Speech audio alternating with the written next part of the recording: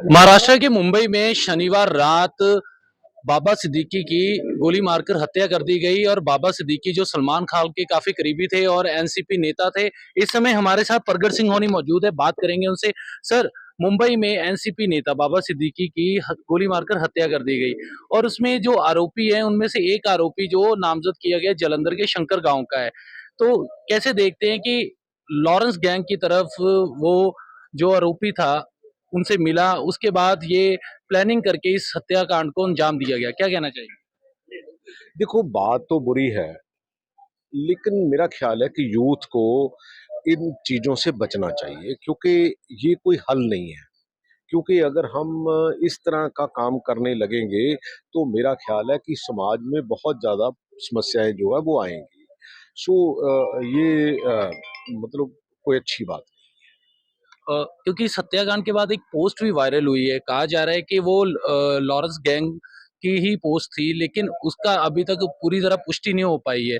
लेकिन फिर भी जो ये जो हत्याकांड हुआ है, इसका जो इशारा वो सिर्फ लॉरेंस गैंग की तरफ किया जा रहा है। और जो जलंधर में जो लड़का है मोहम्मद जशीन अख्तर, उसका नामजद होना, और उसे लेकर एक गांव वालों ने भी बताया है कि छोटी सी उम्र में उसने बड़े अपराध करने शुरू कर दिए। तो लग रहा है कहीं ना कहीं यूथ जो है गलत दिशा की ओर जा रहा नहीं। मैं तो वही कह रहा हूँ कि हमें हमारा यूथ जो है वो डायरेक्शन लेस हो रहा है।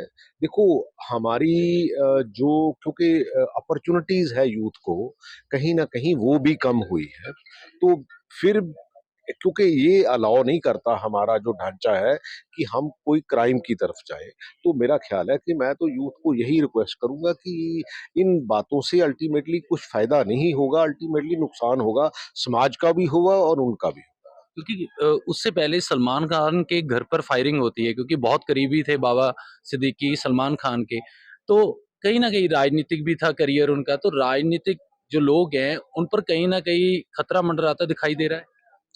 नहीं, देखो, हर समाज में ही इनसिक्योरिटी, देखो ये सारे मंडी वाले, आड़तीए, किसान यहाँ बैठे हुए हैं। मतलब बहुत सी चीजें वो हो रही हैं जो पहले समाज में नहीं होती थी। हम्म। तो मेरा ख्याल है कि हमें वैसा ही समाज चाहिए जो जो नॉर्मल तरह से अपने आप को आगे बढ़ा सके। क्योंकि जो राष्ट्रीय एजेंसी एनआईए ने उसने भी एक रिपोर्ट तैयार की है, खुलासा हुआ है कि 700 के करीब लॉरेंस के जो शूटर हैं अब। तो ऐसे में क्योंकि फिरौती को लेकर भी पंजाब में कई कॉल्स आ चुकी हैं, कईयों से फिरौती मांगी गई है, उससे पहले कई हत्याकांड भी हो चुके हैं। तो लग रहा है कि जो माहौल है देश भर में वो खराब होता चला जा रहा है। ये देखो, अनएम्प्लॉयमेंट मेन इशू है। क्योंकि जितनी देर हमारा यूथ एंगेज नहीं होगा, जितनी देर उनको काम नहीं मिलेगा, वो अपनी रोजी रोटी नहीं कमा सकेंगे। वो नेचुरली है कि अगर कोई उनको ऐसा क्लू मिल जाता है, जो ऐसा रास्ता मिल जाता है जो कहीं ना कहीं पैसे की तरफ उनको एल्योर करता है, तो नेचुरली है कि यूथ है और कहीं ना कहीं उस तरफ वो जाएंगे। लेकिन ये क्राइम कोई कभी भी किसी भी देश में, किसी भी समाज में जब कहीं बढ़ जाता है तो अल्टीमेटली एक डिफरेंट रूप ले लेता है। सो हमें और हमारी जितनी एजेंसीज है, हमारे पुलिस जितनी है, हमारे इनको कंट्रोल करने की जरूरत है।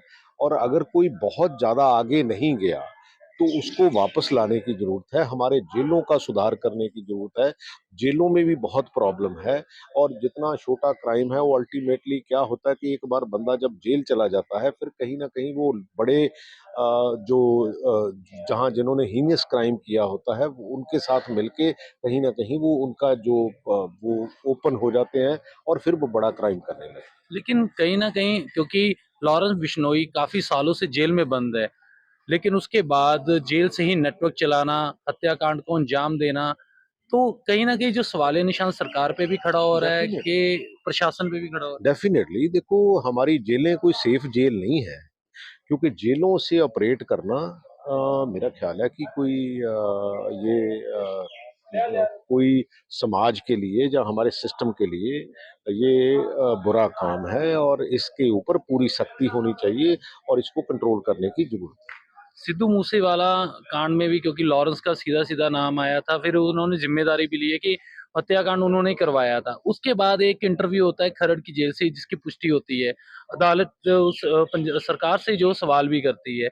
लेकिन लग रहा है कहीं ना कहीं कि जो वहाँ पर आपराधिक घटनाओं को कम करना चाहिए वो बढ़ रही हैं और अब जो है हालात जो है काफी बिगड़ रहे हैं। डेफिनेटली देखो, इसमें कोई दो राय नहीं कि हालात जो है वो बिगड़ रहे हैं। देखो, ultimately it is a social come administrative problem. Social problem ये है कि यूथ के पास काम नहीं है। एडमिनिस्ट्रेटिव ये है कि वो उस तरह की सीरियसनेस नहीं है जिस तरह की होनी चाहिए। सो सरकार को इसकी जिम्मेवारी लेनी चाहिए। तो आने वाले समय में कैसे देखते हैं, क्योंकि ऐसी आपराधिक घटनाएं बढ़ना और खासकर सिद्धू मूसेवाला या फिर अगर बात की जाए कबड्डी खिलाड़ी संदीप नंगल लंबिया, उसके बाद और भी जो हत्याकांड और अब बाबा सिद्दीकी, उसमें भी लॉरेंस का ही जो नाम आ रहा है सामने। देखो, अल्टीमेटली एडमिनिस्ट्रेटिव फेल्योर तो है ही, एडमिनिस्ट्रेशन का फेल तो है ही। लेकिन ये है कि मैं तो ये कहता हूँ कि सख्ती होनी चाहिए, और जो यूथ बहुत आगे नहीं गया क्राइम की दुनिया में, उनको वापस कोशिश करके लाना चाहिए, सो दैट कि उनको मेन स्ट्रीम में ला के, क्योंकि अल्टीमेटली हमें यूथ को काम देना होगा, तभी जाके हमारा ये सिस्टम जो है वो कंट्रोल होगा।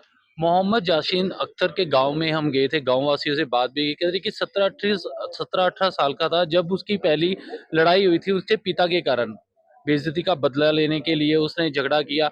उसके बाद लगातार वह आपराधिक घटनाओं में उसकी बढ़ोतरी होती चलेगी और आज इतने बड़े हत्याकांड में उसका नामजद होना, तो कहीं ना कहीं जो पंजाब का यूथ है वो लग रहा है कि क्राइम की ओर अग्रसर हो रहा है ज्यादा। वो एग्रेसिव है यूथ हमारा, इसमें कोई दो राय नहीं है, क्योंकि पंजाबी हमेशा एग्रेसिव रहा है। मैं तो यही कहता हूँ कि जो क्राइम में बहुत ज्यादा आगे नहीं बढ़े उनको वापस लाना चाहिए, हमारे सबके एफर्ट्स होने चाहिए।